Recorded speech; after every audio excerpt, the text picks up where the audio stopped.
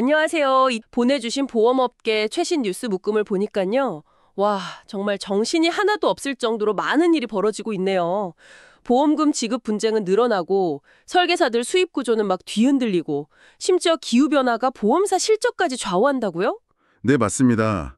이게 겉으로 보면 다 제각각 벌어지는 사건들 같지만요. 사실 이 모든 현상을 관통하는 하나의 키워드가 있습니다. 키워드요? 네, 바로 새로운 회계제도, IFRS 17 도입 이후에 우리 보험 시장이 겪고 있는 거대한 성장통이죠. 성장통이요. 그거 흥미로운 표현이네요.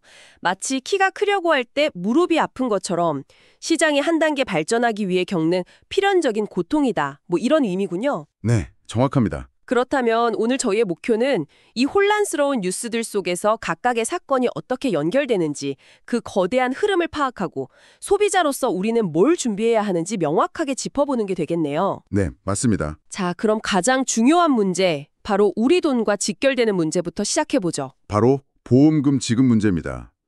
올해 3분기에만요, 보험 관련 민원이 1만 5천 건을 넘어섰는데 이게 작년보다 7.5%나 늘어난 수치입니다. 1만 5천 건이요? 네, 근데 더 놀라운 건요, 손해보험사 민원의 86%가 전부 보험금 제대로 달라 이 싸움이었다는 점입니다. 와, 86%? 거의 10건 중 9건 가까이가 돈 문제로 싸운다는 거잖아요. 아니, 왜 이렇게 분쟁이 갑자기 늘어난 건가요? 보험사들이 갑자기 지급 심사를 까다롭게 하기 시작한 거예요? 정확히 보셨습니다. 바로 그 IFRS 17 때문인데요. 아직도 좀 막연해요. 좀 더 쉽게 설명해 주실 수 있을까요? 그럼요.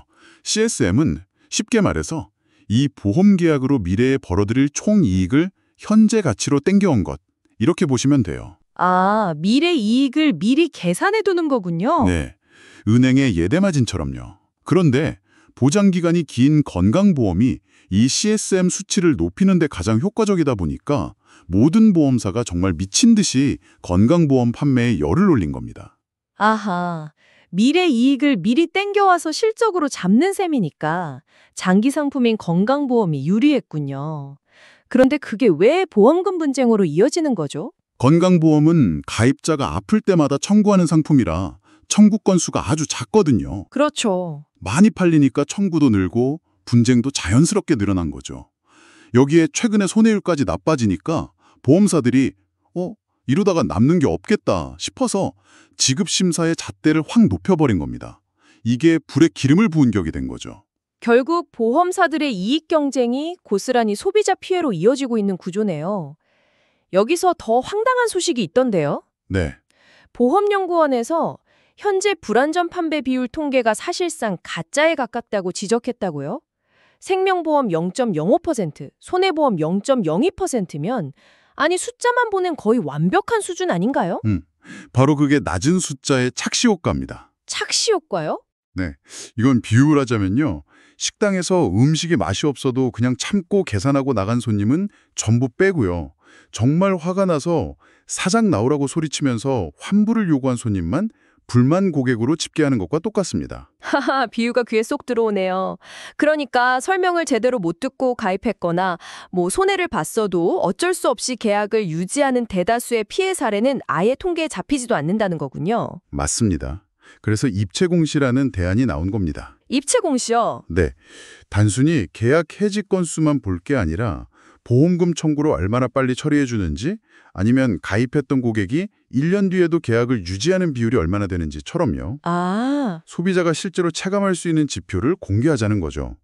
이런 데이터가 공개되면 청취자분께서도 어떤 회사가 정말 고객 관리를 잘하는 진짜 우량 회사인지 바로 판단할 수 있게 될 겁니다. 그렇군요. 지금 시장에 대세가 된 건강보험, 그리고 그 이면의 분쟁까지 살펴봤는데 근데 시장의 흐름이 또 다른 곳으로 옮겨가고 있다는 소식도 있네요. 바로 유병자 보험이라고요. 네, 시작의 주요 먹거리가 완전히 이동했습니다.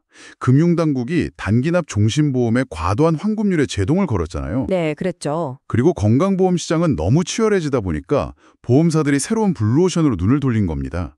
그게 바로 병력 있는 분들을 위한 유병자 간편심사보험입니다. 아, GA 채널, 그러니까 여러 보험사 상품을 파는 대리점에서 팔리는 신규 계약의 무려 46%를 차지할 정도입니다. 와, 거의 절반이네요. 근데 하나생명의 보험금 지급 데이터를 보니까 왜 이런 현상이 나타나는지 좀 알 것 같아요. 어떤 데이터 말씀이시죠? 30, 40대 당뇨근자 비중이 급증해서 내년에는 35%를 넘어설 거라는 분석이 있더라고요. 더 이상 만성질환이 노년층만의 이야기가 아니게 된 거죠. 바로 그 지점입니다. 특히 30, 40대 남성 발병률이 41.4%로 아주 높게 나왔어요. 40%가 넘어요? 네, 당뇨병은 그 자체보다 합병증이 훨씬 무서운데 데이터상으로도 당뇨 환자는 고혈압 환자보다 합병증 위험도 높고 쓰는 의료비도 평균 1.4배나 더 많았습니다. 와, 한창 경제활동을 할 나이에 건강과 돈 두 가지 리스크를 동시에 떠안게 되는 셈이군요. 이런 분들에게 유병자 보험 시장이 커지는 건 분명 좋은 소식 아닌가요? 물론 선택의 폭이 넓어진다는 점에서는 긍정적입니다. 하지만 간편이라는 말의 함정을 좀 조심해야 합니다. 함정이요? 네, 가입은 쉬워졌지만 보험료는 일반 상품보다 비싸고요. 보장 범위에 제한이 있을 수 있습니다. 3개월 안에 입원 수술 이력만 없으면 가입 가능. 이런 말만 믿지 마시고 구체적으로 어떤 보장이 빠져 있는지, 내게 꼭 필요한 보장인지 여러 회사 상품을 비교하는 지혜가 필요합니다. 결국 이런 상품들을 소비자에게 제안하고 판매하는 건 보험 설계사들인데 마침 이분들의 생태계 전체가 지금 뿌리채 흔들리고 있다는 소식들이 많네요. 여러 뉴스가 있던데 한 번에 묶어서 정리해 볼 수 있을까요? 네, 지금 판매 채널, 특히 GA 업계는 그야말로 사중고에 시달리고 있습니다. 사중고? 4가지 어려움이요. 첫째, 수수료 체계가 바뀝니다.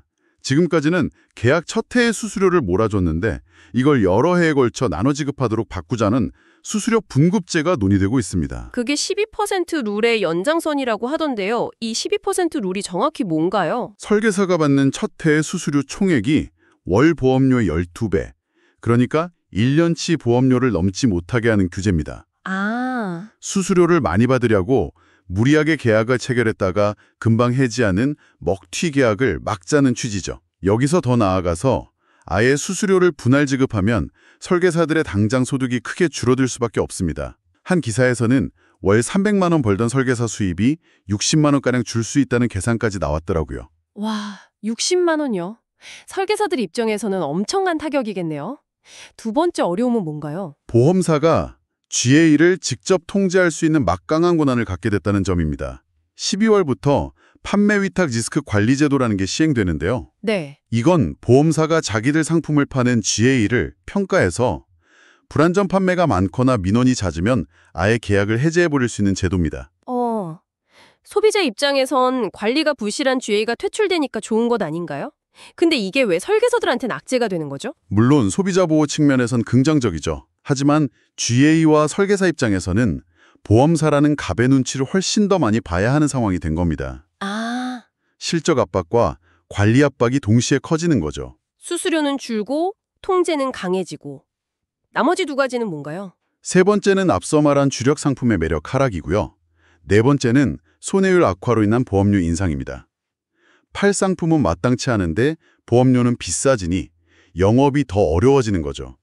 실제로 GA 종사자 10명 중 8명 이상이 내년 영업 환경이 더 나빠질 거라고 답했습니다. 상황이 이렇다 보니까 GA 업계 채용 전략도 바뀌고 있더군요. 예전처럼 현금을 잔뜩 줘서 설계서를 빼내오는 방식이 아니라 내실을 다지는 쪽으로 가고 있다고요. 맞습니다.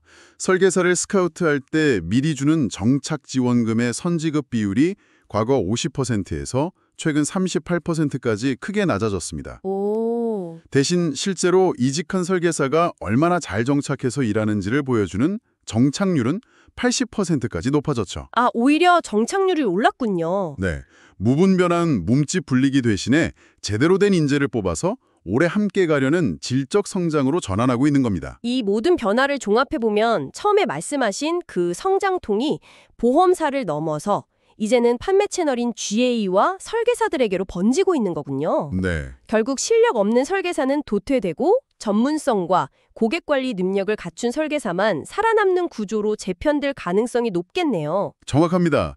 그래서 앞으로는 소비자가 어떤 설계사를 만나느냐가 그 어느 때보다 중요해질 겁니다. 자, 그럼 이제 시선을 돌려서 업계의 실제 실적을 한번 들여다보죠. 시장 1위인 삼성생명과 삼성화재의 성적표가 엇갈렸다는 점이 흥미롭습니다. 네, 삼성생명은 건강보험 판매 호조 덕분에 3분기 순이익이 7.3% 늘면서 활짝 웃었습니다. CSM 확보 전략이 제대로 먹힌 거죠. 네, 반면에 삼성화재는 이익이 2.9% 줄면서 주춤했습니다. 삼성화재의 실적이 부진했던 원인이 아주 뜻밖이던데요. 바로 날씨 때문이었다고요. 그렇습니다. 올여름 기록적인 폭우와 폭염 때문에 자동차 보험에서만 무려 648억 원의 적자를 냈습니다. 648억 원. 침수차하고 사고가 급증한 탓이죠. 기후변화라는 이 거대한 흐름이 이제 우리 지갑뿐만 아니라 국내 최대 보험사의 손익계산서까지 직접적으로 흔들고 있다는 걸 보여주는 상징적인 사건입니다. 잠깐만요. 조금 전에 삼성화재가 기후변화 때문에 자동차 보험에서 큰 손실을 봤다고 하셨잖아요. 네, 그랬죠. 그런데 오늘 마지막 소식을 보니까 KB손해보험은 그 날씨를 이용해서 아예 새로운 보험 상품을 만들었네요. 바로 그 점이 오늘 분석의 백미입니다. 아, KB손보가 국내 최초로 지수형 날씨 보험이라는 걸 출시했습니다.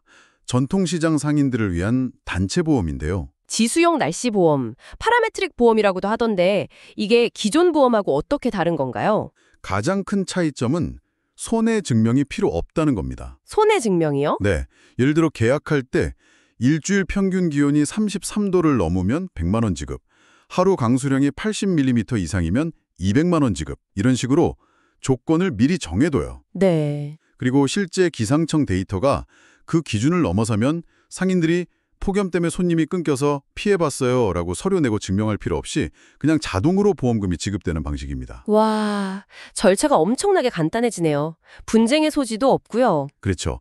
기후변화라는 똑같은 현상을 두고 한쪽 삼성화재에서는 예상치 못한 리스크로 실적이 악화됐는데 다른 한쪽 KB손보에서는 그걸 예측 가능한 데이터로 바꿔서 새로운 기회, 즉 혁신적인 상품을 만들어낸 겁니다. 와, 이것이야말로 시장의 위기를 기회로 바꾸는 아주 흥미로운 사례라고 할 수 있습니다. 정말 그렇네요.